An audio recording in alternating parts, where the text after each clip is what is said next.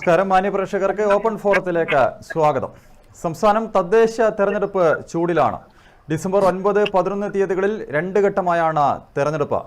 December 9-ന് Thiruvananthapuram മുതൽ എറണാകുളം വരെയുള്ള 7 ജില്ലകളിലെയും ഡിസംബർ 11-ന് തൃശൂർ മുതൽ കാസർഗോഡ് വരെയുള്ള 7 ജില്ലകളിലെയും വോട്ടർമാർ വിധി എഴുതും. സംസ്ഥാന സർക്കാരിന്റെ നേട്ടങ്ങൾ ഉയർത്തിക്കാട്ടി LDF-ഉം കോട്ടങ്ങൾ എടുത്തു പറഞ്ഞ UDF-ഉം പ്രചരണം ഊർജിതമാക്കിയിട്ടുണ്ട്. അതോടൊപ്പം തങ്ങളുടെ ശക്തി തെളിയിക്കുമെന്ന പ്രഖ്യാപനവുമായി BJP നേതൃത്വം നൽകുന്ന NDA-യും പ്രചരണ രംഗത്ത് ഒട്ടും പിന്നിലല്ല. വരാനിരിക്കുന്ന നിയമസഭാ തെരഞ്ഞെടുപ്പിന് മുന്നോടിയായി നടക്കുന്ന തെരഞ്ഞെടുപ്പിലെ ജനവിധി മുന്നണികളെ സംബന്ധിച്ചിടത്തോളം വളരെ പ്രധാനപ്പെട്ടതുമാണ്. ഈ തദ്ദേശ തെരഞ്ഞെടുപ്പിൽ കേരള ജനത ആർക്കൊപ്പം നിൽക്കും? തദ്ദേശ പോരിൽ ആര് വാഴും, ആര് വീഴും? ഈ വിഷയമാണ് ഇന്ന് ഓപ്പൺ ഫോറം ചർച്ച ചെയ്യുന്നത്. CPM നേതാവ് KJ ജോസഫ്, കോൺഗ്രസ് നേതാവ് തോമസ് വർഗീസ്, ഒപ്പം BJP നേതാവ് AP ഗംഗാധരൻ എന്നിവരാണ് ഈ ചർച്ചയിൽ പങ്കെടുക്കുന്നത്. ഞാനാദ്യം സംസ്ഥാനം ഭരിക്കുന്ന പാർട്ടിയുടെ പ്രതിനിധിയിലേക്ക് തന്നെ പോവുകയാണ്. ശ്രീ KJ ജോസഫ്, സംസ്ഥാന സർക്കാരിന്റെ നേട്ടങ്ങൾ ഉയർത്തിക്കാട്ടി തന്നെയാണല്ലോ നിങ്ങൾ തെരഞ്ഞെടുപ്പിനെ നേരിടുന്നത്. മൂന്നാം LDF സർക്കാരിലേക്കുള്ള ചുവടുവെപ്പാകുമെന്നാണോ ഈ തെരഞ്ഞെടുപ്പിനെ പ്രതീക്ഷിക്കുന്നത്? അതോ ഈ ശബരിമല സ്വർണ്ണക്കൊള്ള പോലുള്ള വിവാദങ്ങൾ തിരിച്ചടിയാകുമെന്ന ആശങ്കയുണ്ടോ? നമുക്കറിയാം, മുമ്പ് ഈ ത്രിതല പഞ്ചായത്ത് തെരഞ്ഞെടുപ്പ് ഞങ്ങളൊക്കെ പ്രതിനിധികളായിരുന്ന കാലത്ത് ഒക്ടോബർ 2-നാണ് ഭരണസമിതി ചുമതല ഏറ്റുകൊണ്ടിരുന്നത്. അത് മാറി ഇപ്പൊ ഡിസംബറിലേക്ക് എത്തിയിരിക്കുകയാണ്. ഈ ഡിസംബറിൽ തെരഞ്ഞെടുപ്പ് കഴിഞ്ഞ് പുതിയ ഭരണസമിതി അധികാരമേറ്റ് ഏതാനും ദിവസം കഴിയുമ്പോഴേക്കും നിയമസഭാ തെരഞ്ഞെടുപ്പ് വരികയാണ്. കൃത്യമായിട്ട് പറഞ്ഞാൽ 3-3.5 മാസമേ ഉള്ളൂ. അപ്പൊ ഇനി ഒരു തെരഞ്ഞെടുപ്പിന്റെ പിന്നാലെ മറ്റൊരു തെരഞ്ഞെടുപ്പ് എന്നത് തന്നെയാണ് ഇപ്പോഴത്തെ പ്രധാനപ്പെട്ട സാഹചര്യം. സ്വാഭാവികമായും കേരളത്തിലെ ത്രിതല പഞ്ചായത്തിൽ ഏത് മുന്നണിയാണോ മുന്നിൽ വരുന്നത് അവർ തന്നെയായിരിക്കും നിയമസഭാ തെരഞ്ഞെടുപ്പിൽ കടന്നു വരിക എന്ന കാര്യത്തിൽ ഒരു സംശയവുമില്ല. അതുകൊണ്ട് ഈ നിയമസഭാ തെരഞ്ഞെടുപ്പ് ഈ ത്രിതല പഞ്ചായത്ത് തെരഞ്ഞെടുപ്പ് മറ്റേതൊരു കാലത്തെയും ത്രിതല പഞ്ചായത്ത് തെരഞ്ഞെടുപ്പിനേക്കാൾ പ്രാധാന്യത്തോടുകൂടി നിയമസഭാ തെരഞ്ഞെടുപ്പിന് തൊട്ടുമുന്നേ കാണുന്നതാണ്. ജനങ്ങളും മുന്നണികളും അങ്ങനെ തന്നെയാണ് കാണുന്നത്. ആ സാഹചര്യം വെച്ച് പരിശോധിക്കുമ്പോൾ തീർച്ചയായും കഴിഞ്ഞ 9 വർഷക്കാലമായി അല്ലെ 9.5 വർഷക്കാലമായി സംസ്ഥാനം ഭരിക്കുന്ന ഇടതുപക്ഷ ഗവൺമെന്റ് നടത്തിയ പ്രവർത്തനങ്ങൾ ഈ തെരഞ്ഞെടുപ്പ് ഈ ത്രിതല പഞ്ചായത്ത് തെരഞ്ഞെടുപ്പിനെയും അതുപോലെ തന്നെ നിയമസഭാ തെരഞ്ഞെടുപ്പിനെയും ഒരുപോലെ സ്വാധീനിക്കും. അത് രണ്ടല്ല ഒന്നായി തന്നെ ഈ തെരഞ്ഞെടുപ്പിൽ നേരിടേണ്ട തെരഞ്ഞെടുപ്പിൽ പ്രതിഫലിക്കുന്ന സാഹചര്യം ഉണ്ടാവും എന്നാണ് ഇടതുപക്ഷ ജനാധിപത്യ മുന്നണിയുടെ പ്രതിനിധി എന്നുള്ള രൂപത്തിൽ എനിക്ക് അതിനെ സംബന്ധിച്ച് പറയാനുള്ളത്. വികസന രംഗത്ത് തീർച്ചയായും നിങ്ങൾക്കറിയാം, കേരളം കഴിഞ്ഞ 9 വർഷക്കാലമായി നടത്തിയ വിപ്ലവകരമായിട്ടുള്ള പ്രവർത്തനങ്ങൾ. ഇപ്പോ പല വികസനങ്ങളെ കുറിച്ചും പല കാര്യങ്ങളും ഉദ്ഘാടനം ചെയ്യുമ്പോൾ എന്റെ ഫ്രണ്ട് തോമസിന്റെ പാർട്ടിക്കാർ പറയുന്നത് ഉമ്മൻചാണ്ടി പണ്ട് കല്ലിട്ടതാണെന്നാണ്. ഓക്കെ, അദ്ദേഹം കല്ലുമായി നടന്ന് ഒരുപാട് കല്ലിട്ടിട്ടുണ്ട് എന്നുള്ളത് വസ്തുത അംഗീകരിച്ചുകൊണ്ട് തന്നെ ഞാൻ പറയാൻ സാധിക്കും. ഈ 9 വർഷക്കാലം കൊണ്ട് ഞങ്ങൾ ഇല്ല എന്ന് പറയുന്ന ചില കാര്യങ്ങൾ നമുക്ക് എടുത്തു പറയാൻ വേണ്ടി സാധിക്കും. ഒന്നാമത്തെ കാര്യം കിംഫി മുഖാന്തരം നടത്തിയ പ്രവർത്തനങ്ങളാണ്. ഇപ്പൊ 95,000 കോടി രൂപയുടെ പദ്ധതികൾ ഇപ്പൊ പ്രവൃത്തി AS നടത്തി TS പ്രവൃത്തി പൂർത്തിയാക്കി വരികയാണ്. ഈ ഗവൺമെന്റ് പോകുമ്പോഴത്തേക്കും അതൊരു 1 ലക്ഷമായി ഉയർത്തുക എന്നുള്ളതാണ്. ഏതായാലും LDF അല്ലാത്ത അല്ലെങ്കിൽ ഐക്യ ജനാധിപത്യ മുന്നണിയുടെ ഗവൺമെന്റ് അല്ലെങ്കിൽ വ്യത്യസ്തമായ ഒരു ഗവൺമെന്റാണ് ഇവിടെ ഉണ്ടായിരുന്നെങ്കിൽ ഈ 1 ലക്ഷം കോടി രൂപയുടെ പ്രവർത്തനങ്ങൾ ഇവിടെ നടക്കുമായിരുന്നില്ല എന്ന് കോൺഗ്രസ് എന്റെ സുഹൃത്ത് തോമസ് സമ്മതിക്കും എന്ന് എനിക്ക് തോന്നുകയാണ്. അതുപോലെ തന്നെ ദേശീയ ഹൈവേ നിങ്ങൾക്കറിയാം, കേന്ദ്ര ഗവൺമെന്റിന്റെ പദ്ധതിയാണെങ്കിൽ പോലും കഴിഞ്ഞ 50 വർഷക്കാലമായി മാറി വന്ന ഗവൺമെന്റുകൾ ശ്രമിച്ചിട്ട് നടക്കാത്ത ദേശീയ ഹൈവേ, ആ ഹൈവേ ഏതെങ്കിലും രൂപത്തിൽ ഉഴപ്പുന്നതിന് കേന്ദ്ര ഗവൺമെന്റ് ചില നിബന്ധനകൾ വെച്ചു.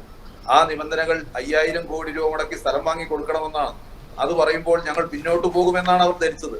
എന്നു മാത്രമല്ല, കേരളത്തിൽ ഭൂമി എടുക്കുക എന്നുള്ളത് സാഹസമായിട്ടുള്ള പ്രവൃത്തിയാണ്, അതുകൊണ്ട് ഈ പദ്ധതി നടപ്പിലാക്കില്ല എന്ന് കേന്ദ്ര ഗവൺമെന്റ് വിചാരിച്ചു. ഉമ്മൻചാണ്ടിയാണെങ്കിൽ 2014 പത്രസമ്മേളനം നടത്തി ഈ ദേശീയ ഹൈവേ അതോറിറ്റിയുടെ ഓഫീസ് പൂട്ടുകയാണ്, ഇവിടെ ഒരു ഹൈവേ നടക്കില്ല എന്ന് പറഞ്ഞു. ആ സ്ഥാനത്താണ് 95,000 കോടി രൂപയുടെ കേന്ദ്ര ഫണ്ടും 5,000 കോടി രൂപ നമ്മൾ സംസ്ഥാന ഗവൺമെന്റ് സ്ഥലമെടുപ്പിനായി കൊടുത്ത 1 ലക്ഷം കോടി രൂപയുടെ പദ്ധതി നടപ്പിലാക്കിക്കൊണ്ട് ഇവിടെ ഹൈവേ വരുന്നു. അപ്പൊ ഞാൻ പറയുന്നത് ഈ ഗവൺമെന്റ് ഇവിടെ വന്നില്ലായിരുന്നെങ്കിൽ 1,00,000 കോടിയുടെ അടുത്ത് വരുന്ന ഹൈവേയും 1,00,000 കോടിയുടെ അടുത്ത് വരുന്ന കിൻഫി പദ്ധതികളും നടപ്പിലാക്കുമായിരുന്നില്ല. മറ്റ് ബഡ്ജറ്റ് മുഖാന്തരം ഇവിടെ നടന്ന ഒട്ടേറെ പദ്ധതികൾ വേറെയുണ്ട്. അതിന് അവകാശവാദങ്ങൾ പലരും പറയുന്നുണ്ട്. അങ്ങനെ വ്യത്യസ്തങ്ങളായ ഏതാണ്ട് 2-3 ലക്ഷം കോടി രൂപയുടെ നിങ്ങളിലൊന്നും സാധാരണ ഒരു ഗവൺമെന്റ് ഉണ്ടെങ്കിൽ നടക്കുമായിരുന്ന പദ്ധതികൾ അല്ലാതെ തന്നെ നടത്താൻ സാധിച്ച ഒരു ഗവൺമെന്റ് വികസന രംഗത്ത് ഒരു ഭാഗത്ത് ഇത്തരത്തിൽ വികസനം നടക്കുമ്പോൾ ഇത്തരത്തിൽ ഇപ്പൊ കണ്ണൂർ ജില്ലയെ സംബന്ധിച്ച് നമുക്കറിയാം, ബ്രിട്ടീഷുകാർ പണിത ഒട്ടേറെ പാലങ്ങളിലൂടെയാണ് നമ്മളെല്ലാം പോയിക്കൊണ്ടിരുന്നത്. ആ റോഡിലൂടെയാണ് നമ്മൾ പോയിക്കൊണ്ടിരുന്നത്. അതെല്ലാം മാറി കണ്ണൂർ ജില്ലയിൽ മക്കാടൻ ടാറിംഗ് ഇല്ലാത്ത റോഡില്ല എന്ന രൂപത്തിലേക്ക് നമ്മുടെ ജില്ല തന്നെ മാറിയ സിറ്റുവേഷൻ ഉണ്ട്. പണ്ടൊക്കെ വികസനം എന്ന് പറഞ്ഞാൽ കോട്ടയം അല്ലെങ്കിൽ മലപ്പുറം വരെ അവസാനിപ്പിക്കുന്ന ഒരു സ്ഥിതിയാണുള്ളത്. എന്നാൽ കണ്ണൂർ ജില്ലയുടെ ചരിത്രത്തിൽ കഴിഞ്ഞ 9 വർഷക്കാലമായി ഉണ്ടായ മാറ്റം നമ്മുടെ എല്ലാം മുന്നിലുണ്ട്. ഒരു ഭാഗത്ത് റോഡുകളും പാലങ്ങളും സ്കൂളുകളും ഹോസ്പിറ്റലും അടക്കം ഗവൺമെന്റിന്റെ എല്ലാ മേഖലകളും. ഇപ്പൊ തലശ്ശേരിയിലൊരു കോടതി നിങ്ങൾക്കറിയാം, അവിടെ ഞങ്ങളൊക്കെ പ്രാക്ടീസ് ചെയ്യുന്നത് ബ്രിട്ടീഷുകാർ ഇരുന്ന ചന്തുമേനോൻ ഇരുന്ന കോടതിയിലാണ് ഞങ്ങൾ പ്രാക്ടീസ് ചെയ്തുകൊണ്ടിരുന്നത്. കഴിഞ്ഞ 70 വർഷക്കാലമായി അവിടെ ഒരു കോടതി കെട്ടിടമുണ്ടാക്കാൻ സാധിച്ചിരുന്നില്ല. ഇന്ന് കേരളത്തിലെ ഏറ്റവും വലിയ കോടതി സമുച്ചയം തലശ്ശേരി ഉദ്ഘാടനം ചെയ്യപ്പെട്ടിരിക്കുകയാണ്. അങ്ങനെ ഏത് മേഖലയെ പരിശോധിച്ചാലും സമഗ്ര വികസനം ഉണ്ടായിട്ടുണ്ട് എന്നത് വസ്തുതയാണ്. ഇങ്ങനെ പറയുമ്പോൾ ഒരു പ്രശ്നമുണ്ട്. സാധാരണക്കാരുടെ നില എന്താണ്? പല രാജ്യങ്ങളിലും പല സംസ്ഥാനങ്ങളും വികസനത്തിന്റെ ഒട്ടേറെ മുഖമുദ്രകൾ കെട്ടിടങ്ങൾ കാണിക്കാനുണ്ടാവുമ്പോഴും ജനങ്ങൾ പട്ടിണി കിടക്കുന്ന നിലയുണ്ട്. എന്നാൽ ഈ ഗവൺമെന്റ് നമുക്കറിയാം, സാമൂഹ്യ സേവന പെൻഷൻ ഉൾപ്പെടെ വർദ്ധിപ്പിച്ചുകൊണ്ട് 1,600 വരെ കൊടുത്തു. ഇപ്പൊ 2,000 രൂപയാക്കി കൊടുത്തു. മറ്റ് പെൻഷനുകളെല്ലാം കൊടുക്കാൻ ഇപ്പൊ ഗവൺമെന്റ് ഉത്തരവായിട്ടുണ്ട്. ഏതായാലും കഴിഞ്ഞ 9 വർഷക്കാലമായി ഏതാണ്ട് 89,000 കോടി രൂപയുടെ തുക ഈ സാമൂഹ്യ സേവന പെൻഷൻ തന്നെ കൊടുക്കാൻ ഈ ഗവൺമെന്റ് സാധിച്ചിട്ടുണ്ട്. 64 ലക്ഷം പേരെ അതിനുവേണ്ടി കൊണ്ടുവന്നിട്ടുണ്ട്. ഇപ്പൊ ഗവൺമെന്റ് പുതിയ ഉത്തരവ് പ്രകാരം സ്ത്രീകളെ സംബന്ധിച്ച് 1000 രൂപ കൊടുക്കാൻ പോകുന്നു. അതോടൊപ്പം തന്നെ അഭ്യസ്തവിധരായിട്ടുള്ള ചെറുപ്പക്കാർക്ക് 1000 രൂപ കൊടുക്കാൻ പോകുന്നു. ഏതാണ്ട് 1,20,00,000 ആളുകളെ സേവന പെൻഷനുകൾ കൊടുത്തുകൊണ്ട് സഹായിക്കാൻ ഈ ഗവൺമെന്റ് തയ്യാറായിരിക്കുകയാണ്. അപ്പോൾ ഒരു ഭാഗത്ത് വലിയ തോതിലുള്ള ലക്ഷക്കണക്കിന് കോടികളുടെ വികസനം നടക്കുമ്പോൾ മറുഭാഗത്ത് സാധാരണക്കാരെയും ചെറുപ്പക്കാരെയും ചേർത്ത് പിടിക്കാൻ, സ്ത്രീകളെയും ചേർത്ത് പിടിക്കാൻ 64 ലക്ഷം സാമൂഹ്യ പെൻഷൻ വാങ്ങുന്ന പാവങ്ങളായിട്ടുള്ള ആളുകളെ ചേർത്ത് പിടിക്കാൻ ഗവൺമെന്റ് തയ്യാറായി എന്നുള്ളതാണ് ഒരു ഭാഗത്ത്. മറുഭാഗത്ത് അതിദാരിദ്ര്യയുടെ കാര്യം. ഇപ്പൊ അതിദാരിദ്ര്യം കണ്ടുപിടിച്ചു, അവരുടെ പ്രശ്നം പരിഹരിച്ചു എന്ന് ഗവൺമെന്റ് പറയുമ്പോൾ ഇവിടെയെല്ലാം ദരിദ്രരുണ്ടല്ലോ എന്ന പ്രചരണമാണ് നടക്കുന്നത്. ദരിദ്രരുടെ മുഴുവൻ പ്രശ്നങ്ങൾ പരിഹരിച്ചു എന്ന് ഗവൺമെന്റ് ഒന്നും പറഞ്ഞിട്ടില്ല. പക്ഷെ നമ്മളെല്ലാം, ഞാനൊക്കെ 2000-2005 പഞ്ചായത്ത് പ്രസിഡന്റായ ഘട്ടത്തിൽ പോലും അതിദാരിദ്ര്യം കണ്ടുപിടിക്കാനുള്ള സർവേ നടത്തിയിട്ടുണ്ട്. അവർക്ക് സഹായങ്ങൾ ചെയ്തിട്ടുണ്ട്. ഇത് ഗവൺമെന്റ് കഴിഞ്ഞ 10-25 വർഷമായി മാറി മാറി വന്ന ഗവൺമെന്റുകൾ ദരിദ്രരെ കണ്ടുപിടിക്കാനും സഹായിക്കാനും ശ്രമിച്ചുകൊണ്ടിരിക്കുകയാണ്. എന്നാൽ അതൊരു സമയബന്ധിത പദ്ധതിയായി പ്രഖ്യാപിച്ച് അവസാനം വരുന്ന ഏതാണ്ട് 64,000-ഓളം ആളുകളെ കണ്ടുപിടിച്ച് അവർക്ക് എന്താണ് അവരുടെ പ്രശ്നങ്ങൾ മനസ്സിലാക്കി അതിന് പ്രത്യേകമായ പദ്ധതി തയ്യാറാക്കി ആ പദ്ധതി നടപ്പിലാക്കി അവസാനത്തെ ദരിദ്രനെയും അതിദാരിദ്ര്യ പട്ടികയിൽ നിന്ന് പുറത്തു കൊണ്ടുവന്ന ഒരു ഗവൺമെന്റ് ആണ്. എന്ന് പറഞ്ഞ് ഇനി അതിദാരിദ്ര്യം ഉണ്ടാവില്ല എന്നല്ല, വരുന്നവരെ വരുന്ന മുറയ്ക്ക് കണ്ടുപിടിക്കാനും അവരെ സഹായിക്കാനും പദ്ധതിയുമായി വരുന്ന ഗവൺമെന്റാണിത്. ദുരിതാശ്വാസങ്ങളുടെ കാര്യത്തിൽ നമുക്കറിയാം, ചൂരൽ ചൂരൽ ഉൾപ്പെടെ പഴയ 2018 ഉൾപ്പെടെ കൊറോണ ഉൾപ്പെടെയുള്ള കാര്യങ്ങൾ ഈ ഗവൺമെന്റ് എടുത്ത നിലപാട് എല്ലാവർക്കും അറിയാം. അതെല്ലാവരും അംഗീകരിക്കുന്ന. അതോടൊപ്പം തന്നെ മുഖ്യമന്ത്രിയുടെ ദുരിതാശ്വാസ നിധിയിൽ നിന്നും ഈ കഴിഞ്ഞ 10 വർഷം കൊണ്ട് ഏതാണ്ട് 25,000 കോടി രൂപ കൊടുക്കുന്ന നിലയുണ്ടായിട്ടുണ്ട്. ആരെങ്കിലും അറിഞ്ഞു? ഉമ്മൻചാണ്ടി ആളെ കൂട്ടിയ പോലെ കണ്ണൂരിൽ വന്ന് ആളെ കൂട്ടിയോ? ഒന്നുമില്ല. നിങ്ങൾ ഓൺലൈനായിട്ട് അപേക്ഷ കൊടുത്താൽ അത് സംബന്ധിച്ച് ജില്ലാ ഓഫീസിൽ നിന്ന് റിപ്പോർട്ട് കിട്ടിയാൽ ഏറ്റവും നിയറസ്റ്റ് ആയിട്ട് മൊമെന്റിൽ അവരുടെ അക്കൗണ്ടിലേക്ക് പൈസ പോകുന്ന ഒരു നിലപാട് നമ്മുടെ സംസ്ഥാനത്തുടനീളം മുഖ്യമന്ത്രിയുടെ ദുരിതാശ്വാസ നിധിയിൽ നിന്നും പണം കൊടുക്കുന്ന നിലയുണ്ട്. ശ്രീ കെ ജെ ജോസഫ്, താങ്കൾ പറയുന്നത് പോലെ ഈ കഴിഞ്ഞ 9.5 വർഷക്കാലം നിരവധി വികസന പ്രവർത്തനങ്ങൾ നടത്തി. ആ വാദം ശരിവെച്ചാൽ തന്നെ ഇപ്പോൾ ഞാൻ നേരത്തെ സൂചിപ്പിച്ചതുപോലെ ഈ ശബരിമല സ്വർണ്ണക്കൊള്ള ഉൾപ്പെടെയുള്ള വിവാദങ്ങൾ ചെറിയ തോതിലെങ്കിലും തിരിച്ചടിയാകുമെന്ന ഒരു ആശങ്ക LDF-നെ സംബന്ധിച്ചിടത്തോളം ഇല്ലേ? അല്ല, ഈ ശബരിമല ഉൾപ്പെടെയുള്ള ഒറ്റപ്പെട്ട കുറെ വിഷയങ്ങളിൽ ആരോപണങ്ങൾ ഉണ്ടായിട്ടുണ്ട്. ചില ആളുകൾ അതിൽ പെട്ടിട്ടുണ്ടെങ്കിൽ ഗവൺമെന്റും അതുപോലെ തന്നെ ഇടതുപക്ഷ മുന്നണിയും CPI ഉൾപ്പെടെയുള്ള പാർട്ടികളും എടുത്ത നിലപാടാണ് അന്നത്തെ പ്രശ്നം. ഇങ്ങനെയുള്ള ആളുകള് നാട്ടിലെ ഇപ്പൊ എല്ലാ കള്ളന്മാരെയും നമുക്ക് തിരിച്ചറിയാൻ കഴിയില്ല. അവരെ ഒന്നും നമ്മൾ സംരക്ഷിക്കുന്ന നില ഇല്ല എന്ന് വളരെ വ്യക്തമായി പറഞ്ഞിരിക്കുകയാണ്. എന്ന് മാത്രമല്ല, സർക്കാർ ലെവലിൽ അഴിമതി ഇതുപോലെ തുടച്ചു നീക്കിയ ഒരു കാലഘട്ടം ഒരിക്കലും ഉണ്ടായില്ല. അപ്പൊ ഞാൻ മറ്റു വകുപ്പുകളുടെ കാര്യം പറഞ്ഞിട്ടില്ല. ഈ PM ശ്രീ പദ്ധതിയുമായി ബന്ധപ്പെട്ട് മുന്നണിയിലെ ഐക്യമൊക്കെ ദിവസങ്ങൾക്ക് മുൻപ് കേരളം കണ്ടതാണ്. അതുകൂടി പറയണം ശ്രീ അത് സംബന്ധിച്ച് ഗവൺമെന്റ് ഇടതുപക്ഷ മുന്നണി കൃത്യമായിട്ട് ചർച്ച ചെയ്യുകയും ഒരു നിലപാടെടുക്കുകയും ചെയ്തിട്ടുണ്ട്. ആ നിലപാടിന്റെ അടിസ്ഥാനത്തിൽ അത് മുന്നോട്ട് പോകും. അതിന് പ്രത്യേകമായ കമ്മിറ്റി വെച്ചിട്ടുണ്ട്. ആ കമ്മിറ്റി അത് അംഗീകരിച്ച് മുന്നോട്ട് പോകാൻ തീരുമാനിച്ചാൽ അത് മുന്നോട്ട് പോകും. ശരി, താങ്കളിലേക്ക് ഞാൻ തിരികെ വരാം. ശ്രീ തോമസ് വർഗീസ്, കഴിഞ്ഞ 9.5 വർഷക്കാലം നടത്തിയ വികസന പ്രവർത്തനങ്ങൾ നിങ്ങൾക്ക് തദ്ദേശ തെരഞ്ഞെടുപ്പിൽ മാത്രമല്ല അടുത്ത നിയമസഭാ തെരഞ്ഞെടുപ്പിലും രക്ഷയില്ലെന്നാണ് ശ്രീ KJ ജോസഫ് പറയുന്നത്. ഏതായാലും ഇത്തരം ഒരു ചർച്ച ഈ നമ്മുടെ ഈ തെരഞ്ഞെടുപ്പ് കാലഘട്ടത്തിൽ വളരെ ആളുകളെല്ലാം ശ്രദ്ധിക്കുകയും അതുപോലെ തന്നെ കേരളത്തിലെ രാഷ്ട്രീയമുള്ളവരും ഇല്ലാത്തവരുമെല്ലാം ഈ തെരഞ്ഞെടുപ്പിന്റെ രാഷ്ട്രീയം ചർച്ച ചെയ്യുകയും സംവദിക്കുകയും ഒക്കെ ചെയ്യുന്ന ഈ സമയത്ത് എന്റെ ബഹുമാന്യ സ്നേഹിതൻ ശ്രീമാൻ KJ ജോസഫ് ഇവിടെ കുറെ കാര്യങ്ങൾ പറഞ്ഞു. കഴിഞ്ഞ 9.5 വർഷക്കാലമായി കേരളത്തിനകത്ത് ഭരണം നടത്തുന്ന ഇടതുപക്ഷ ജനാധിപത്യ മുന്നണി ഗവൺമെന്റിന്റെ ചില ഭരണ നേട്ടങ്ങളാണ് അദ്ദേഹം പറഞ്ഞു വെച്ചിട്ടുള്ളത്. തീർച്ചയായിട്ടും നമുക്കെല്ലാം അറിയാം, ഏതൊരു ഗവൺമെന്റിന്റെ കാലഘട്ടത്തിലും സ്വാഭാവികമായി കുറെ ഭരണ നേട്ടങ്ങൾ, ഭരണപരമായ കാര്യങ്ങൾ, ജനങ്ങളുടെ വികസന കാര്യങ്ങൾ ഒക്കെ എല്ലാ കാലഘട്ടത്തിലും ഉണ്ടായിട്ടുണ്ട്.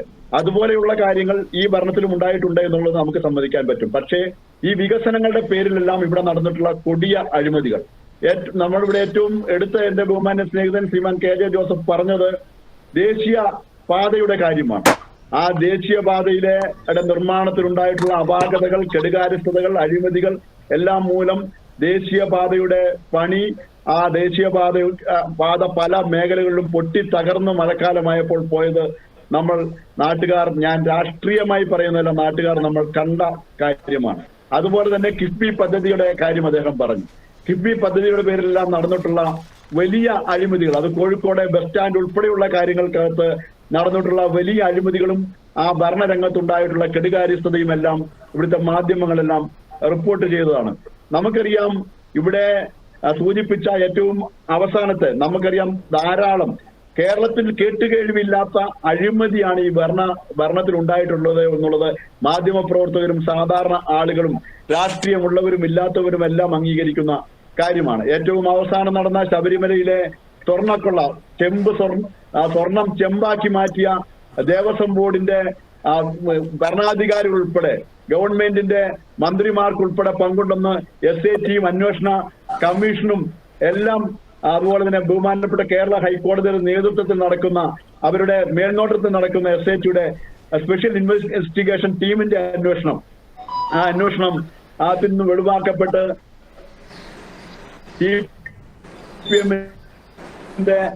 പത്തനംതിട്ട ജില്ലാ കമ്മിറ്റി അംഗമാണ്, ജില്ലാ സെക്രട്ടേറിയറ്റ് അംഗമാണ് ഇപ്പോൾ ജയിലിലായിരിക്കും നമുക്കറിയാം. അപ്പം ഇത്തരം വികസന കാര്യങ്ങൾക്കകത്ത് അഴിമതി നടത്താനാണ് എന്നുള്ള കാര്യം കേരളത്തിലെ ജനങ്ങൾ കണ്ടിരിക്കുകയാണ്. നമുക്ക് ഇവിടെ പെൻഷനെ കുറിച്ച് പറഞ്ഞു. നമ്മുടെ പെൻഷൻ ഇടതുപക്ഷ ജനാധിപത്യ മുന്നണിയുടെ പ്രകടന പത്രികയ്ക്കകത്ത് ഞങ്ങൾ അധികാരത്തിൽ വന്നാൽ പെൻഷൻ 1600 നിന്നും 2500 ആക്കും എന്ന് പ്രകടന പത്രികയിൽ പറഞ്ഞിരുന്നു. അത് ഏറ്റവും അവസാനം അത് 2000 ആക്കുന്നത് ഇപ്പോൾ ഈ തെരഞ്ഞെടുപ്പിന് തൊട്ടു മുമ്പിലാണ്.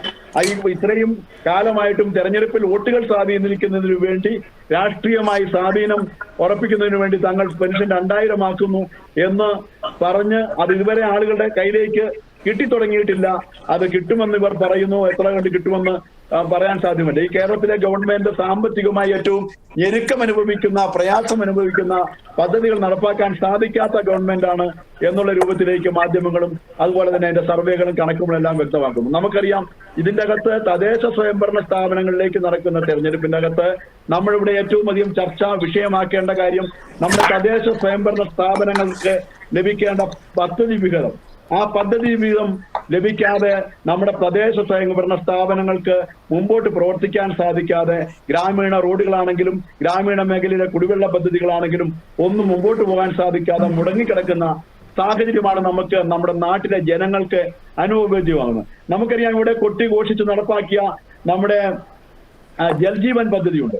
ആ ജൽജീവൻ പദ്ധതിയുടെ പേരിൽ നമ്മുടെ നാട്ടിലെ ഗ്രാമീണ റോഡുകൾ ഉൾപ്പെടെയുള്ള മുഴുവൻ റോഡുകളും വെട്ടിപ്പൊളിച്ചിട്ടിരിക്കുകയാണ്. ഒരു വാഹനം, ഒരു കാറോ ഒരു വാഹനമോ പോലും പോകുന്ന ചെറിയ വീടുകളിലേക്ക് പോകുന്ന റോഡുകൾ പോലും വെള്ളം ലഭിക്കണം എന്നുള്ള കാര്യത്തിന്റെ പേരിൽ വെട്ടിപ്പൊളിച്ചിട്ട് ആ റോഡുകളെല്ലാം ഇന്നും താറുമാറായി കിടക്കുകയാണ്. വെള്ളവുമില്ല, റോഡുമില്ല എന്നുള്ള അവസ്ഥയാണ് ഇപ്പോൾ ഗ്രാമീണ മേഖലയിലെ എല്ലാ പഞ്ചായത്തുകളിലും നമുക്ക് കാണാൻ സാധിക്കുന്ന അവസ്ഥ. പഞ്ചായത്തുകൾക്ക് ഫണ്ട് ലഭിക്കുന്നില്ല. പഞ്ചായത്തുകളുടെ പ്ലാൻ ഫണ്ട് ഉൾപ്പെടെ ഗവൺമെന്റ് വെട്ടിക്കുറച്ചിരിക്കുന്നു സാമ്പത്തിക പ്രതിസന്ധിയുടെ പേര് പറഞ്ഞ്. അതുകൊണ്ട് ഗ്രാമപഞ്ചായത്തുകൾക്ക് പ്രവർത്തിച്ച് മുമ്പോട്ട് പോകാൻ ഫണ്ടില്ലാത്ത വിധം സാധിക്കുന്നില്ല. ഗ്രാമപഞ്ചായത്തുകൾ ആവിഷ്കരിച്ച പദ്ധതികളെല്ലാം തന്നെ അവതാളത്തിലാണ്. ഫണ്ടില്ലാത്തതുകൊണ്ട് കോൺട്രാക്ടർമാർക്ക് ചെയ്ത വർക്കുകൾക്ക് കാശ് കൊടുക്കാൻ സാധിക്കുന്നില്ല എന്നെല്ലാമുള്ള വലിയ സാഹചര്യമുണ്ട്. ഇത്രയേറെ കെടുകാര്യസ്ഥതയും അഴിമതിയും നിറഞ്ഞ ഒരു ഭരണം കേരളത്തിന്റെ ചരിത്രത്തിൽ മുമ്പ് ഉണ്ടായിട്ടില്ല എന്നുള്ളത് ഞാനിവിടെ രാഷ്ട്രീയ പ്രചരണത്തിന് വേണ്ടിയോ ഈ തെരഞ്ഞെടുപ്പിന്റെ ഭാഗമായോ പറയുന്ന കാര്യമല്ല. നമുക്കെല്ലാം നാട്ടിലെ ജനങ്ങൾക്ക് അനുഭവവേദ്യമായിട്ടുള്ള കേരളത്തിലെയും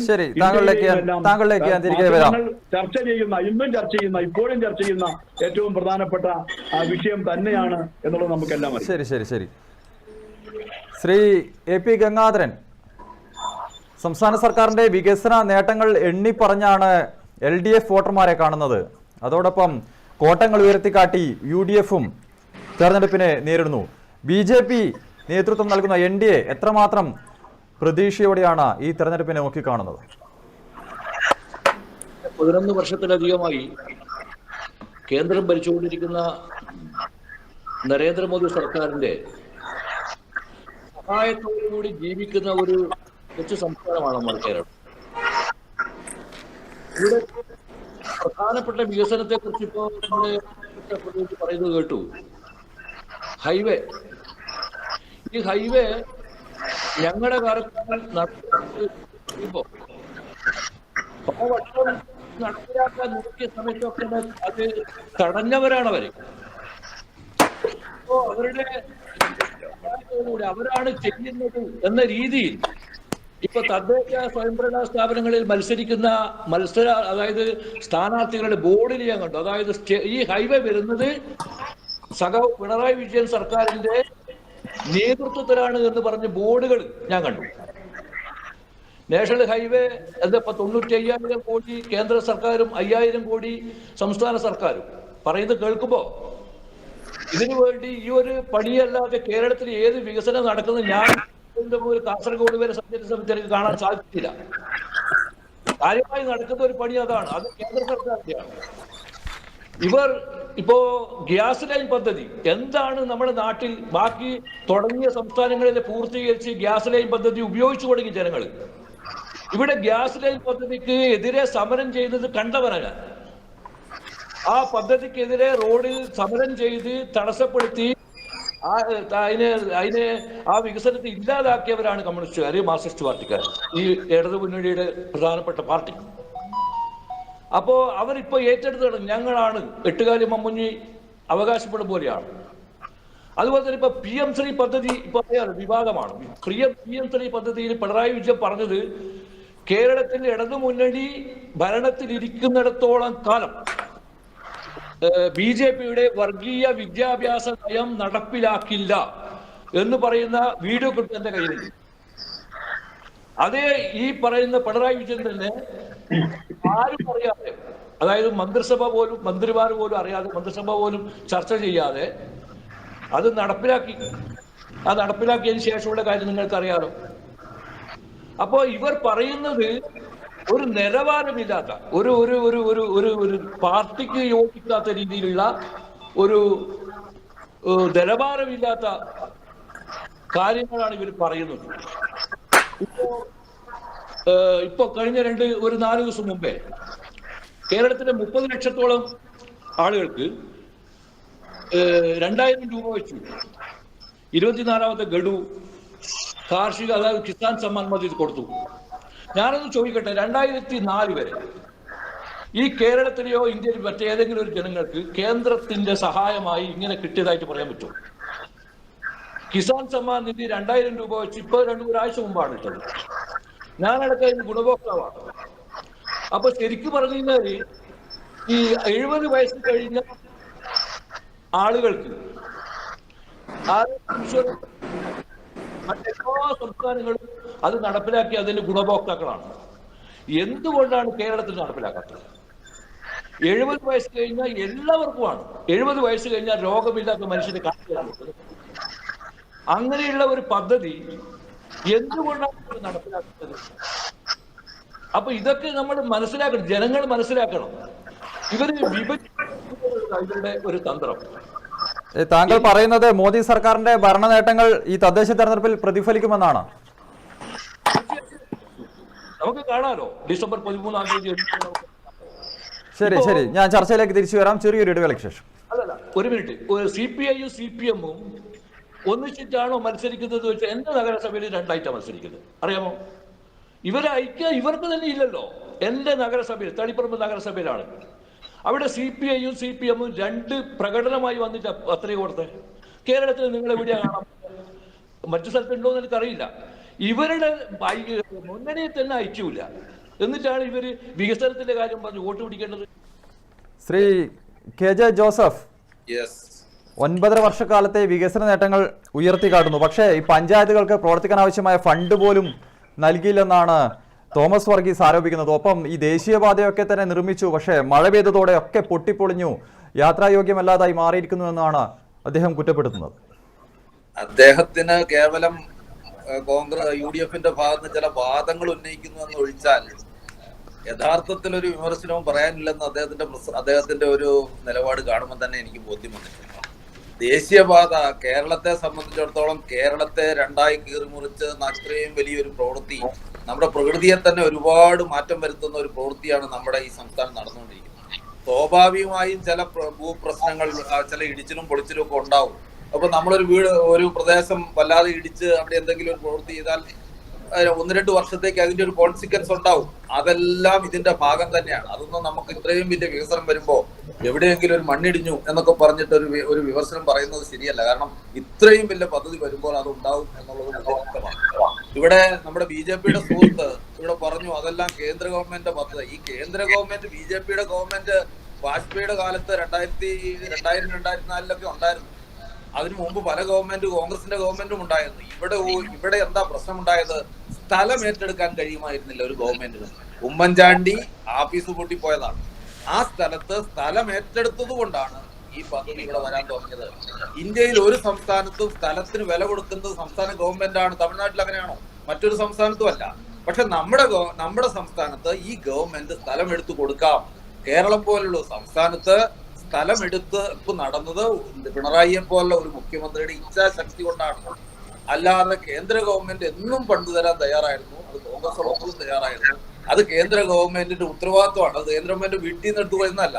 നമ്മളെല്ലാം കോടിക്കണക്കിന് രൂപ ഈ സംസ്ഥാനത്തിന്റെ നികുതി വാങ്ങിച്ചുകൊണ്ട് പോയി ഈ ദേശീയപാത എല്ലാ സംസ്ഥാനങ്ങളിലും ഇവിടെ കൊടുത്തതിന്റെ എത്രയോ ഇരട്ടി ദേശീയപാത തമിഴ്നാട്ടിലായാലും ഗുജറാത്തിലായാലും ഇന്ത്യയിലെ ഓരോ സംസ്ഥാനങ്ങളിലും വന്നിട്ടുണ്ട്. പക്ഷെ സ്ഥലം എടുത്തു കൊടുക്കൽ സംസ്ഥാന ഗവൺമെന്റ് റിസ്ക് ആണ്. അത് കഴിഞ്ഞ 40 കൊല്ലമായി ശ്രമിച്ചിട്ട് നടക്കാത്തത് കൊടുത്തത് ഈ ഗവൺമെന്റ് ആണെന്നാണ് ഞാൻ പറഞ്ഞത്. അതിനെ സംബന്ധിച്ച് BJP-ക്കും തർക്കമില്ല. കാരണം ഈ ഗവൺമെന്റ് അധികാരത്തിൽ വന്നപ്പോൾ ആദ്യഘട്ടത്തിൽ BJP നേതാക്കന്മാർ 2 വെല്ലുവിളി ഞാൻ ഉയർത്തുന്നു കണ്ടിട്ടുണ്ട്. ഗെയിൽ പൈപ്പ് പദ്ധതി നടപ്പിലാക്കിയാൽ ദേശീയപാതയ്ക്ക് സ്ഥലമെടുത്തു തന്നാൽ പിണറായിയെ ഞങ്ങൾ അംഗീകരിക്കുമെന്ന് ശ്രീ K. സുരേന്ദ്രൻ, BJP-യുടെ നേതാവായിട്ടുള്ള ഈ K. സുരേന്ദ്രൻ തന്നെ പത്രസമ്മേളനം നടത്തി പറയുന്നത് ഞാൻ കേട്ടിട്ടുണ്ട്. അപ്പൊ ഈ 2 പദ്ധതി ഇവിടെ നടപ്പിലാക്കിയല്ലോ പിണറായി, ഇനിയെങ്കിലും നിങ്ങൾക്കൊന്ന് അംഗീകരിച്ചൂടെ? അദ്ദേഹം കൊള്ളാവുന്ന ആളാന്ന് ഇനിയെങ്കിലും പറയാമല്ലോ, നിങ്ങൾ വെല്ലുവിളിച്ചതല്ലേ. അപ്പൊ അത് സംബന്ധിച്ച് പറയാനുള്ളൂ. കിംഫി അഴിമതി PWDയെ സംബന്ധിച്ചും കിംഫിയെ സംബന്ധിച്ചും കേരളത്തിൽ ഏറ്റവും സുതാര്യമായി നടക്കാൻ പണ്ടൊക്കെ ഞാൻ ഓർക്കുന്നുണ്ട്. PWD അഴിമതി ഇല്ലാത്തൊരു വകുപ്പായി മാറൂ എന്ന് ഞാൻ സ്വപ്നത്തിൽ പോലും വിചാരിച്ചതല്ല. പക്ഷെ ഇന്ന് നിങ്ങൾ കോൺട്രാക്ടറുമായി എടുത്ത് ചോദിച്ചു നോക്കൂ, ഒരു നയാ പൈസ ചില്ലിക്കാശ് ഇന്ന് PWDയിലോ കേരളത്തിലെ ഏതെങ്കിലും ഒരു ഡിപ്പാർട്ട്മെന്റിലോ അഴിമതിയായി നടക്കുന്നില്ല എന്നുള്ളത് വസ്തുത തന്നെയാണ്. അപ്പൊ മേൽത്തട്ടിലുള്ള അഴിമതി പൂർണ്ണമായിട്ട് അവസാനിപ്പിക്കാൻ കഴിഞ്ഞ ഒരു ഗവൺമെന്റ് ആയിട്ടാണ്, ഒരു അത്ഭുതകരമായ പ്രവൃത്തി നടത്തിയ ഗവൺമെന്റ് ആയിട്ടാണ് അഴിമതിയുമായി ബന്ധപ്പെട്ട് തോമസ് ഇവിടെ പറയുമ്പോഴും എനിക്ക് പറയാനുള്ളത്. പക്ഷെ ഒരു കാര്യം, ഈ ഒറ്റപ്പെട്ട ഈ ശബരിമല വിഷയം തീർച്ചയായും അതിനകത്ത് ഇടതുപക്ഷത്തിന്റെ നിലപാട്. ഇപ്പൊ നാട്ടിൽ പലരും മോഷണം നടത്തുന്നുണ്ടല്ലോ. CPM-ന് 5 ലക്ഷം മെമ്പർമാരുണ്ട്. അതിൽ ആരെങ്കിലും ഒരാള് അല്ലെങ്കിൽ അതിന്റെ ഏതെങ്കിലും സ്ഥാനത്ത് ഇരിക്കുന്ന ഒരാൾ അഴിമതി കാണിച്ചാൽ ആ അഴിമതിക്കാരനെ സംരക്ഷിക്കാതെ അവരെ പാർട്ടിയിൽ നിന്ന് നടപടിയെടുക്കുകയും നിയമത്തിന് വിട്ടുകൊടുക്കുകയും ചെയ്യുന്നുള്ളതാണ് ഏത് പാർട്ടിയുടെയും നിലപാട്, ഏത് മുന്നണിയുടെയും നിലപാട്. അതനുസരിച്ചുള്ള ഒരു നിലപാട് ഈ ശബരിമലയെ ബന്ധപ്പെട്ടുകൊണ്ട് ഒരു തരത്തിലുള്ള സംരക്ഷണത്തിനും ശ്രമിച്ചില്ല എന്നുള്ള ഒരു കാര്യം ഇവിടെ നടത്തും. രണ്ടാമത്തെ കാര്യം, ഇവിടെ 2500 രൂപ കിട്ടിയോ ഇല്ലയോ എന്ന് തോമസിന് ഇപ്പോഴും സംശയമാണ്. ഞാനൊരു സഹകരണ ബാങ്കിന്റെ പ്രസിഡന്റാണ്. ഞങ്ങൾ 3600 വെച്ച് ഞങ്ങളുടെ ബാങ്ക് കൊടുക്കുന്ന മുഴുവൻ ആളുകൾക്കും ഏതാണ്ട് 1200-1200ഓളം പേർക്ക് ഞങ്ങൾ കൊട്ടിയൂർ സർവീസ് സഹകരണ ബാങ്കിന്റെ 3000 ഈ മാസത്തെ കഴിഞ്ഞ മാസത്തെ 2000 രൂപയും അതിന്റെ മാസം 1600 രൂപ കൂട്ടി 3600 രൂപ കൊടുത്തു കഴിഞ്ഞിരിക്കുകയാണ്. സംസ്ഥാനത്ത് ആകെ വിതരണം ചെയ്തിരിക്കുകയാണ് 2000 രൂപ വെച്ച്. എന്നിട്ട് പറയാണ് ഞാൻ കിട്ടോ ഇല്ലയോ എന്ന് ഞങ്ങൾക്കറിയില്ല, കൊടുത്തു കഴിഞ്ഞിരിക്കുന്നു. ശരി ശരി ശരി, സമയക്കുറവിലാണ് ഞാൻ ഇടപെടുന്നത്. ശ്രീ തോമസ് വർഗീസ്, പെൻഷനൊക്കെ കൃത്യമായിട്ട് എത്തേണ്ട കൈകളിൽ എത്തുന്നുണ്ട്, നൽകുന്നില്ല എന്നൊക്കെ വെറുതെ ആരോപണം ഉന്നയിച്ചിട്ട് ഒരു കാര്യവുമില്ല. ഞാൻ പ്രധാനമായും ചോദിക്കട്ടെ, ഈ 23,000-ഓളം വാർഡുകളുണ്ട് സംസ്ഥാനത്താകെ. അതിൽ ഈ തെരഞ്ഞെടുപ്പിന് മുൻപേ തന്നെ 15 വാർഡുകളിൽ LDF വിജയിച്ചു കഴിഞ്ഞു. അതിൽ 14 വാർഡുകളും നമ്മുടെ കണ്ണൂരിലാണ്. ഈ മിക്ക വാർഡുകളിലും സ്ഥാനാർത്ഥികളെ പോലും നിർത്താൻ കോൺഗ്രസിന് സാധിക്കാതെ വരുന്നത് എന്തുകൊണ്ടാണ്? അത് സംബന്ധിച്ച് വ്യക്തമായിട്ട് നമ്മുടെ കണ്ണൂരിലെ മാധ്യമ പ്രവർത്തകരോട് കണ്ണൂർ DCC പ്രസിഡന്റ് വ്യക്തമായി വിശദീകരിച്ച കാര്യം നമ്മളെല്ലാം കണ്ടതാണ്. കാരണം പാർട്ടി ഗ്രാമങ്ങളായിട്ടുള്ള ആന്തൂർ ഉൾപ്പെടെയുള്ള 2-3 പഞ്ചായത്തുകളിൽ മറ്റ് രാഷ്ട്രീയ പാർട്ടികൾക്ക് പ്രവർത്തന സ്വാതന്ത്ര്യമില്ലാത്ത സാഹചര്യമുണ്ട് എന്നുള്ളത് നമുക്കെല്ലാം അറിയാം. അപ്പൊ അവിടെ വളരെയേറെ ഭീഷണിപ്പെടുത്തിയിട്ട് അല്ലെങ്കിൽ ഒപ്പിലെ വ്യത്യാസങ്ങൾ വ്യാജമാണെന്ന് വരുത്തി തീർത്ത് റിട്ടേണിംഗ് ഓഫീസറെ ഉൾപ്പെടെ സ്വാധീനത്തിലാണ് ഈ നോമിനേഷനുകൾ തള്ളുകയും പല ആളുകൾക്ക് നോമിനേഷൻ ഭീഷണി മൂലം കൊടുക്കാൻ സാധിക്കാതെ വന്ന സാഹചര്യം ഉണ്ടായെന്നുള്ളത് കണ്ണൂരിലെ മാധ്യമ പ്രവർത്തകർക്ക് ഉൾപ്പെടെ എല്ലാവർക്കും അറിയുന്ന കാര്യമാണ്. കഴിഞ്ഞ കാലങ്ങളിലും ഇത്തരം സംഭവ വികാസങ്ങൾ നമ്മുടെ നാട്ടിലുണ്ടായിട്ടുണ്ട്. ഞാൻ പറഞ്ഞു വന്നത്, ഈ പഞ്ചായത്ത് തെരഞ്ഞെടുപ്പിൽ ജനങ്ങൾ ചർച്ച ചെയ്യുന്ന ഏറ്റവും പ്രധാനപ്പെട്ട വിഷയം നാട്ടിലെ ഗ്രാമീണ റോഡുകളുടെ പ്രശ്നമാണ്. അതിന്റെ കാര്യമാണ് ഞാൻ ഒന്ന് പറഞ്ഞത്. കുടിവെള്ള രംഗത്തെ പ്രയാസങ്ങളാണ് ഒന്ന് പറഞ്ഞത്. ഞാൻ സംസാരിക്കുന്ന ഇരിട്ടിയിൽ നിന്നാണ്. ഇതൊരു മലയോര കുടിയേറ്റ പ്രദേശമാണ്. കൃഷിക്കാർ തിങ്ങിപ്രവസിക്കുന്ന പ്രദേശമാണ്. ഇവിടെ കാട്ടുമൃഗങ്ങളുടെ ശല്യം മൂലം, കാട്ടാനയുടെ ശല്യം മൂലം, കുരങ്ങിന്റെയും പന്നിയുടെയും ശല്യം മൂലം നമ്മുടെ സാധാരണ കൃഷിക്കാർക്ക് സ്വൈര്യമായിട്ട് കൃഷി ചെയ്യാനോ അതിൽ നിന്നൊരു ആദായം ഉണ്ടാക്കാനോ സാധിക്കുന്നില്ല. വനങ്ങളോട് ചേർന്ന് നിൽക്കുന്ന പ്രദേശങ്ങളിലെ കൃഷിക്കാരെല്ലാം കൃഷി ഉപേക്ഷിച്ച് അവിടെ നിന്നും നാടിറങ്ങുന്ന സാഹചര്യമാണുള്ളത്. ഇത്തരം വളരെ ഗുരുതരമായ കാർഷിക മേഖല അനുഭവിക്കുന്ന പ്രശ്നങ്ങൾക്കെതിരെ ഒന്നും ഒരു നിലപാടും സ്വീകരിക്കാൻ ഈ ഗവൺമെന്റിന്, കേന്ദ്ര സംസ്ഥാന ഗവൺമെന്റുകൾക്ക് സാധിക്കുന്നില്ല എന്നുള്ള ദുഃഖകരമായ കാര്യം ഞാനിവിടെ രാഷ്ട്രീയ പ്രചരണത്തിന് വേണ്ടി പറയുന്നതാണോ? ഈ മലയോരത്തെ ജനങ്ങൾക്ക് അനുഭവവേദ്യമായിട്ടുള്ള കാര്യമല്ലേ? കോൺഗ്രസ് രാജ്യം ഭരിച്ചല്ലോ, സംസ്ഥാനം ഭരിച്ചല്ലോ. കോൺഗ്രസ് രാജ്യം ഭരിച്ചപ്പോൾ നമുക്ക് ഈ നിയോജകമണ്ഡലത്തിന് 13 കിലോമീറ്റർ ആനമതിലുണ്ടാക്കി.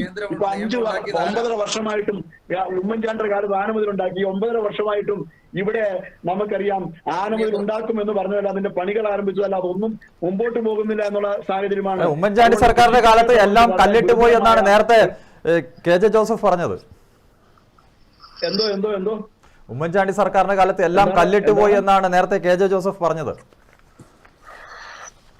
അല്ല, അതായത് UDF ഗവൺമെന്റിന്റെ കാലത്ത് കല്ലിട്ട് പോയ വികസന പ്രവർത്തനങ്ങൾ ആരംഭിച്ച വികസന പ്രവർത്തനങ്ങൾ കുറെ കാര്യങ്ങൾക്കകത്ത് പൂർത്തീകരിക്കാൻ സാധിച്ചിട്ടുണ്ടെന്ന് ഞങ്ങൾ സമ്മതിക്കാം. പക്ഷേ മലയോര ഈ പഞ്ചായത്ത് തെരഞ്ഞെടുപ്പിന്റെ അകത്ത് നമ്മൾ ചർച്ച ചെയ്യുന്ന ഏറ്റവും പ്രധാനപ്പെട്ട വിഷയം പ്രാദേശിക ഗവൺമെന്റുകളായിട്ടുള്ള ത്രിതല പഞ്ചായത്തുകൾ, മുനിസിപ്പാലിറ്റികൾ, കോർപ്പറേഷനുകൾ, ഇവിടെയെല്ലാം ഉണ്ടായിട്ടുള്ള ഭരണസ്തംഭനം, ഫണ്ടില്ലായ്മ, അതുപോലെ തന്നെ നമ്മുടെ നാട് അനുഭവിക്കുന്ന അതിരൂക്ഷമായിട്ടുള്ള തെരുവുനായ ശല്യം ഉൾപ്പെടെയുള്ള വിഷയങ്ങൾ, മാലിന്യ രംഗത്ത് നമ്മൾ അനുഭവിക്കുന്ന മാലിന്യ സംസ്കരണ രംഗത്ത് മാലിന്യങ്ങൾ കുന്നുകൂടുന്നത് മൂലം ഉണ്ടായിട്ടുള്ള പഞ്ചായത്തുകൾക്കൊന്നും ഫണ്ട് ലഭിക്കാത്തതുകൊണ്ട് നമുക്ക് മാലിന്യ സംസ്കരണ പ്രവർത്തനങ്ങൾ ഉൾപ്പെടെയുള്ള കാര്യങ്ങൾക്കകത്ത് മുമ്പോട്ട് പോകാൻ സാധിക്കാത്ത സാഹചര്യം വളരെയേറെ മലയോരത്തും നമ്മുടെ ഗ്രാമപഞ്ചായത്തുകളിലെല്ലാം രൂക്ഷമായ സാഹചര്യമാണ്. ശരി, സമയക്കുറവുണ്ട്. എനിക്ക് BJP പ്രതിനിധിക്ക് ഒരു അവസരം കൂടി കൊടുക്കണം, അതുകൊണ്ട് ഞാൻ ഇടപെടുകയാണ്. ശ്രീ AP ഗംഗാധരൻ, ഇത്തവണ BJP യുവാക്കളെയും വനിതകളെയും ഒക്കെ തന്നെ കൂടുതലായും സ്ഥാനാർത്ഥികളാക്കി മാറ്റിയിട്ടുണ്ട്. പക്ഷേ 3000-ലധികം വാർഡുകളിൽ ഇത്തവണ BJP സ്ഥാനാർത്ഥിയെ നിർത്തിയിട്ടില്ല. അത് UDFനെ സഹായിക്കാനാണ് എന്ന ഒരു ആരോപണം LDF മുന്നോട്ട് വയ്ക്കുന്നുണ്ട്. കഴിഞ്ഞ വർഷം 6000-ലധികം ഉണ്ടായിരുന്നല്ലോ. 6000-ലധികം ഉണ്ടായിരുന്നു, സ്ഥാനാർത്ഥികൾ ഉണ്ടായിരുന്നില്ല. ഇപ്പൊ 3000 ഉള്ളൂ. അത് നമ്മുടെ പാർട്ടികളെ അതായത് പ്രവർത്തകന്മാരുടെ അഭാവം കാരണം ഉണ്ടാവുന്നതാണ്, അല്ലാതെ ആരും സഹായിക്കാറ്. ഇപ്പോൾ നേരത്തെ ഇടതുമുന്നണിയിലെ പ്രതിനിധി പറഞ്ഞു കേട്ടു, ദേശീയ ഹൈവേ പാർലമെന്റിൽ നിതിൻ ഗഡ്കരി പറയുന്ന ഒരു കാര്യമുണ്ടായിരുന്നു കേരളത്തിന്റെ ഹൈവേയെ കുറിച്ച്. എന്താ പറഞ്ഞേ? 5000 കോടി കൊടുത്തു 5000 കോടി കൊടുത്തു എന്ന് പറഞ്ഞില്ലേ? 25,000 കോടി രൂപയാണ് സ്ഥലത്തിന് ചെലവായത്. അല്ല, അദ്ദേഹം പറഞ്ഞതിൽ ഒരു പ്രധാന ഘടകമില്ലേ, ഇത് പദ്ധതി കേന്ദ്രത്തിന്റെ ആണെങ്കിൽ കൂടി ഈ സ്ഥലമേറ്റെടുക്കൽ അത് പൂർത്തിയാക്കാതെ എങ്ങനെയാണ് ദേശീയപാത യാഥാർത്ഥ്യമാവുക? സ്ഥലമേറ്റെടുത്തത് പിണറായി സർക്കാരിന്റെ കാലത്തല്ലേ, പിണറായി സർക്കാരല്ലേ? മുഞ്ഞാവല്ലേ? അതായത് ഈ പറയുന്ന 25,000 കോടി രൂപയാണ് ഈ ദേശീയ ഹൈവേക്ക് ചെലവായത്. 5,000 കോടി രൂപയാണ് അവർ കൊടുത്തത്. ബാക്കി ചോദിച്ചപ്പോ ഇല്ല എന്ന് പിണറായി വിജയൻ പറഞ്ഞു. സാമ്പത്തികമായി വിഷമത്തിലാണ് എന്ന് പറഞ്ഞു. അത് പാർലമെന്റിലാണ് പറഞ്ഞത്. ഇവർ ഈ പറയുന്ന ഈ ഒരു വല്ലാത്തത്. ഇപ്പോ ഈ സാധാരണക്കാരുടെ ജീവിതത്തില് എന്താ അവർ ചെയ്തത്? വെള്ളക്കരം കൂട്ടി, വൈദ്യുതി കരം കൂട്ടി, ഭൂനികുതി കൂട്ടി, വീട്ടുനികുതി കൂട്ടി, വീടെടുക്കാൻ വേണ്ടി ഒരാൾ പെർമിറ്റ് കൊടുത്താൽ 100 ഇരട്ടി കൂട്ടി. എന്തിനാ? കടമെടുക്കാൻ വേണ്ടി. വരുമാനമുണ്ട് എന്ന് പറഞ്ഞാലേ കടമെടുക്കാൻ പറ്റൂ. ഇന്ത്യയിൽ ഏറ്റവും കൂടുതൽ കടമുള്ള ഒരു സംസ്ഥാനം നമ്മൾ ഈ കൊച്ചു കേരളം. ആരാണ് ഇതിന് ഉത്തരവാദി? അപ്പൊ ഇതൊക്കെ നമ്മൾ ഈ പറയുന്നതൊക്കെ തന്നെ കേന്ദ്രം കൃത്യമായി ഫണ്ട് കൊടുക്കണ്ടേ ശ്രീ AP ഗംഗാധരൻ? കേന്ദ്രം കേരളത്തിന് കൊടുക്കേണ്ട ഫണ്ട് കൃത്യമായി കൊടുക്കണ്ടേ? അത് നിങ്ങൾ ഇതൊക്കെ പാർലമെന്റിൽ ഇവരുടെ MP-മാരില്ലേ, ഇതിനൊക്കെ കൃത്യമായ മറുപടി ഉണ്ടായില്ലേ? ഇതൊന്നും പറയുന്നത് പാർലമെന്റിൽ പറയുന്നത് കേൾക്കുന്നില്ലല്ലോ. നിങ്ങൾ പറയത്ത് നിന്നിട്ട് പൊതുയോഗത്തിൽ പറഞ്ഞാൽ മതിയോ? ഒരു ഉദാഹരണം കൂടി പറയാം. തളിപ്പറമ്പിൽ നമ്മുടെ MLA ബഹുമാനപ്പെട്ട ശ്രീ MV ഗോവിന്ദൻ അദ്ദേഹം ഇതിനിടെ പറഞ്ഞു, നിങ്ങളറിയില്ലേ, അതായത് തളിപ്പറമ്പ് ക്ഷേത്രത്തിലെ, അതായത് രാജരാജ ക്ഷേത്രം എന്ന് പറഞ്ഞാൽ ഇന്ത്യയിലെ ഏറ്റവും പ്രധാനപ്പെട്ട ഒരു ക്ഷേത്രമാണ്. ഒരുപാട് ആളുകൾ വരുന്നതാണ്. അവിടെ വികസനത്തിന് വേണ്ടി ചെയ്തു. എന്താ ചെയ്തത്? ഒരു നയാ പൈസ ചെലവാക്കിയിട്ടില്ല. അവസാനം അദ്ദേഹത്തെ പറഞ്ഞ് KSF-യുടെ റിലീഫ് ഫണ്ട് ഉപയോഗിച്ച് 50 ലക്ഷം രൂപ ആക്കിയിട്ടുണ്ട്. ഉണ്ടോ? ഇങ്ങനെ പറയുന്ന നേതാക്കന്മാരല്ലേ, ഇങ്ങനെ അസംബന്ധം പറയുന്ന വിടുവായുത്തം പറയുന്ന ഒരു മുന്നണിയല്ലേ ഇടതു മുന്നണി. ഇതൊക്കെ നിങ്ങൾ മനസ്സിലാക്കുക. ആരാ പറയുന്നത്? ഒരു ബഹുമാനപ്പെട്ട MLA പറയുന്നു, ഒരു പാർട്ടിയുടെ സംസ്ഥാന സെക്രട്ടറിയാണ്. നമ്മളതൊക്കെ കേട്ടിട്ട് ഈ ജനങ്ങളിങ്ങനെ വിഴുങ്ങാൻ വേണ്ടിയിട്ട് ബുദ്ധിയില്ലാത്ത മണ്ടന്മാരാണോ നമ്മൾ? എന്താ നിങ്ങൾ അത് തളിപ്പറമ്പ് രാജാക്ഷേത്രത്തിന് വേണ്ടി ഒരുപാട് ചെയ്തു എന്ന് പറഞ്ഞത്. സത്രം ഞാൻ ഉണ്ടാക്കിയതാന്ന് പറഞ്ഞു അദ്ദേഹം ഓൺലൈൻ മീറ്റിംഗിൽ. സത്രം ഞാൻ ഉണ്ടാക്കിയതാ. വേണുഗോപാൽ മന്ത്രിയായ സമയത്ത് ഉണ്ടാക്കിയതാ. അത് ഉമ്മൻചാണ്ടി സർക്കാർ ഉണ്ടാക്കിയതാ. അത് അധ്യക്ഷം വഹിച്ചു അദ്ദേഹം, വേറെ ഒന്നും ഉണ്ടാക്കി, MLA ആയിരുന്നു. അപ്പൊ ഇങ്ങനെ നാം ചെയ്യാത്ത കാര്യങ്ങൾ ചെയ്തു എന്ന് പറയുന്നത് ശരിയല്ല. 25,000 കോടി രൂപ സ്ഥലത്തിന് കൊടുത്തു എന്ന് നിതിൻ ഗഡ്കരി പാർലമെന്റിൽ പറയുന്നത് ഞാൻ കേട്ടതാണ്. ശരി, സമയക്കുറവുണ്ട്, അതുകൊണ്ടാണ് ഇടപെടുന്നത്. തദ്ദേശ പോരിൽ ആര് വാഴും ആര് വീഴും എന്ന വിഷയമാണ് ഇന്ന് ഓപ്പൺ ഫോറം ചർച്ച ചെയ്തത്. പ്രാദേശികമായ വിഷയങ്ങൾ തന്നെയാണ് സ്വാഭാവികമായും തെരഞ്ഞെടുപ്പിൽ ചർച്ചയാവുക.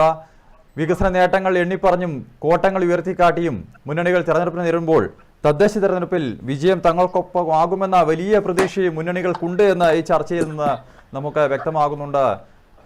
അത് വിജയികൾ ആരെ എന്നറിയാൻ, തെരഞ്ഞെടുപ്പിൽ ജനം ആർക്കൊപ്പം നിന്നു എന്നറിയാൻ ഡിസംബർ 13 വരെ കാത്തുനിന്നേ മതിയാവും. ഓപ്പൺ ഫോറത്തിന്റെ ഈ എപ്പിസോഡ് ഇവിടെ പൂർണ്ണമാവുകയാണ്. ചർച്ചയിൽ പങ്കെടുത്ത ശ്രീ KJ ജോസഫ്, തോമസ് വർഗീസ്, AP ഗംഗാധരൻ, മൂവർക്കും നന്ദി അറിയിക്കുന്നു. മറ്റൊരു വിഷയവുമായി അടുത്തയാഴ്ച കാണാം. നമസ്കാരം.